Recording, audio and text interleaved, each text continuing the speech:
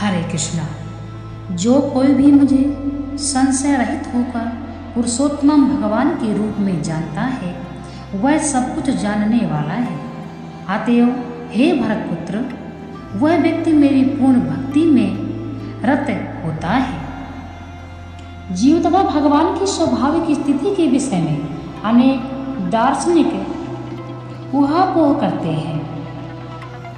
भगवान स्पष्ट बता रहे हैं कि जो भगवान कृष्ण को परम पूज्य के रूप में जानता है, परम पुरुष के रूप में जानता है, वह सारी वस्तुओं को ज्ञाता है।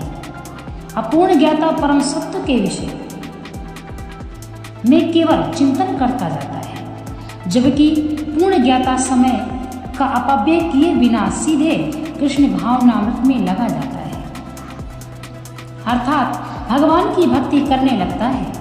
संपूर्ण भगवत गीता में पग पग पर इस तथ्य पर बल दिया गया है। फिर भी भगवत गीता के ऐसे अनेक कट्टर भाष्यकर हैं जो परमेश्वर तथा जीव को एक ही मानते हैं। वैदिक ज्ञान ही श्रुति कहलाता है, जिसका अर्थ है श्रवण करके सीखना। वास्तव में वैदिक सूचना कृष्ण तथा उसके प्रतिनिधियों जैसे अधिकारियों से ग्रहण करनी चाहिए। ये कृष्ण से हर वस्तु का अंतर सुंदर ढंग से बताया है, अतएव इसी स्रोत से सुनना चाहिए। लेकिन केवल शुक्रों की तरह सुनना पर्याप्त नहीं। मनुष्य को चाहिए कि अधिकारियों से समझे, ऐसा नहीं कि केवल शुष्क चिंतन ही करता रहे। मनुष्य को विनीत भाव से भगवत गीता से सुनना चाहिए कि सारे जीव सदैव भगवान के अधीन हैं। जो भी इसे समझ लेता है वही श्री कृष्ण के कथना अनुसार वेदों के प्रयोजन को समझता है, अन्य कोई नहीं समझता। भजाति शब्द अत्यंत सार्थक है। कई स्थानों पर भजति का संबंध भगवान की सेवा के अर्थ में व्यक्त हुआ है। यदि कोई व्यक्ति भी पूर्ण कृष्ण भावना मुक्त में रहता है, भगवान की भक्ति करता है, तो यह समझना चाहिए कि उसके सारे वैदिक ज्ञान समझ लिया है।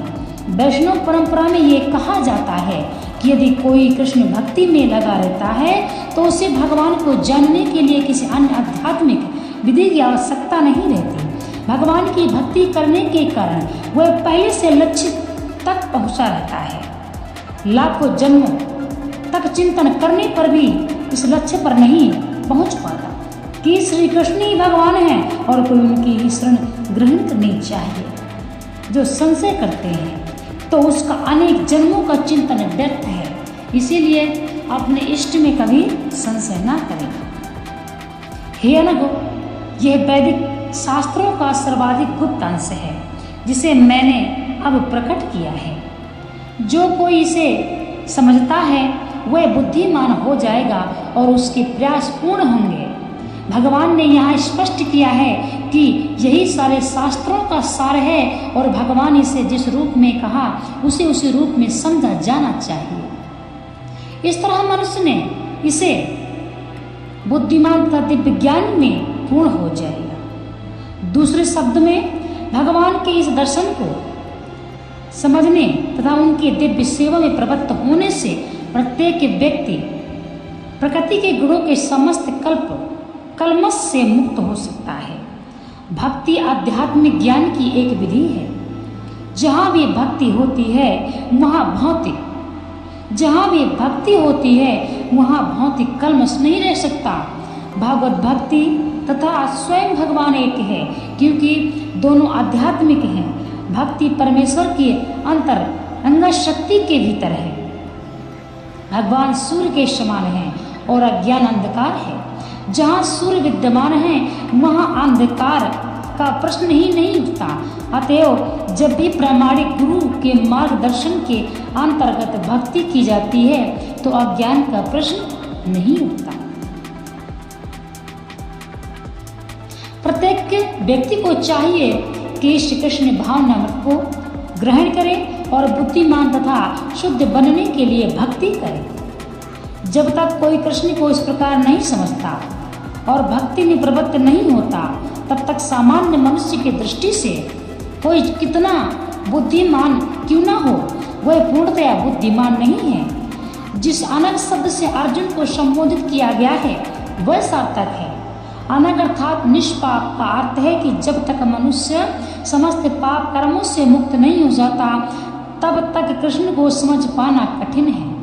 उसे समस्त कल्मश समस्त पाप कर्मों में मुक्त होना चाहिए, तभी वह समझ सकता है।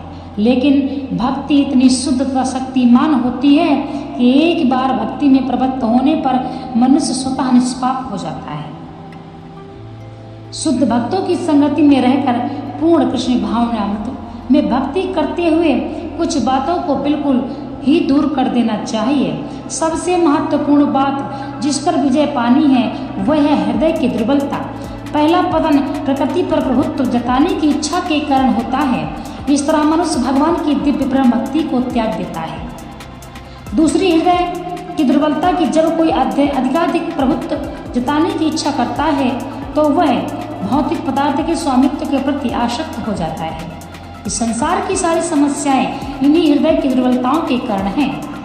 इस अध्याय के प्रथम 5 श्लोकों में हृदय की इन्हीं दुर्बलताओं से अपने को मुक्त करने की विधि का वर्णन हुआ है, जो हम आगे बताएंगे।